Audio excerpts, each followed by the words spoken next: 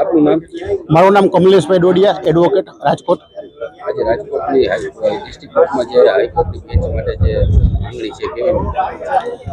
રાજકોટ એ સૌરાષ્ટ્રનું રાજધાની કહી શકાય એવું એક સેન્ટર છે. રાજકોટના જે કાંઈ કેસો છે, સૌરાષ્ટ્રના જે કાંઈ કેસો છે એના માટે થઈ અને રાજકોટના તથા સૌરાષ્ટ્રના વકીલોને હાઈકોર્ટમાં જાય ત્યારે સમયનો વ્યય થાય છે.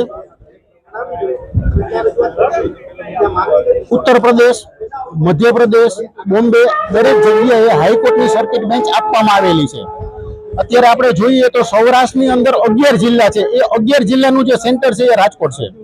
કચ્છના જે કેસો છે એ પણ હાઈકોર્ટમાં જવા માટે થઈને એ લોકોને બહુ જ સમયનો વ્યય થાય છે, બહુ દૂર થાય છે. વિચાર કરો કે પોરબંદરથી કોઈ વ્યક્તિ હાઈકોર્ટમાં જાય તો એને પણ સમયનો એટલો વ્યય થાય છે. એને રોકાવા માટેની વ્યવસ્થા, એને સમયસર પહોંચવા માટેની વ્યવસ્થા. એવા સંજોગોની અંદર જ્યારે અન્ય રાજ્યોની અંદર હાઈકોર્ટની સર્કિટ બેન્ચ આપવામાં આવતી હોય ત્યારે રાજકોટમાં પણ સર્કિટ બેન્ચ આપવામાં આવે એવી એક અમારી માગણી છે.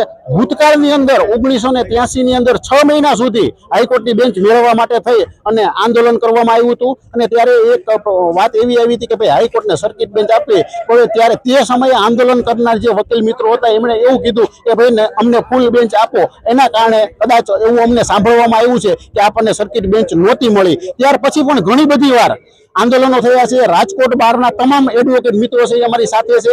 રાજકોટ જિલ્લાના અલગ બહારના જે વકીલ મિત્રો છે એ અમારી સાથે છે.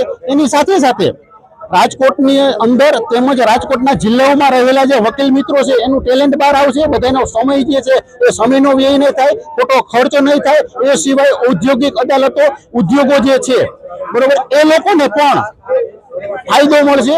અને હાઈકોર્ટની બેન્ચ, સર્કિટ બેન્ચ મળવા માટે થઈ અને માની લો કે પોરબંદરના વકીલો છે, જામનગરના વકીલો છે, સુરેન્દ્રનગરના વકીલો છે, બોટાદ છે, મોરબી છે, જુનાગઢ છે, ગીર સોમનાથ છે, વકીલ મિત્રો છે એ બધા જ વકીલ મિત્રોને ફાયદો મળવાનો છે. અને આપણા જે લોકો, સામાન્ય પબ્લિક, આજે એડવોકેટ મિત્રો છે જ્યારે કેસ લઈને જતા હોય છે ત્યારે એ સામાન્ય લોકોના કેસ લઈને જતા હોય છે. લોકો ઉપર કેસ થયેલા હોય છે, તે લોકોએ કેસ કરેલા હોય છે. ત્યારે એક પક્ષકાર તરીકે લોકોને પણ જવું પડતું હોય છે. ત્યારે સામાન્ય જનતાને પણ હાઈકોર્ટની બેન્ચ જો રાજકોટને આપવામાં આવે તો એનાથી ફાયદો થવાનો છે. એટલા માટે થઈ અને અત્યારે અમારી નમ્ર માંગણી છે કે રાજકોટને હાઈકોર્ટ બેન્ચ મળવી જોઈએ.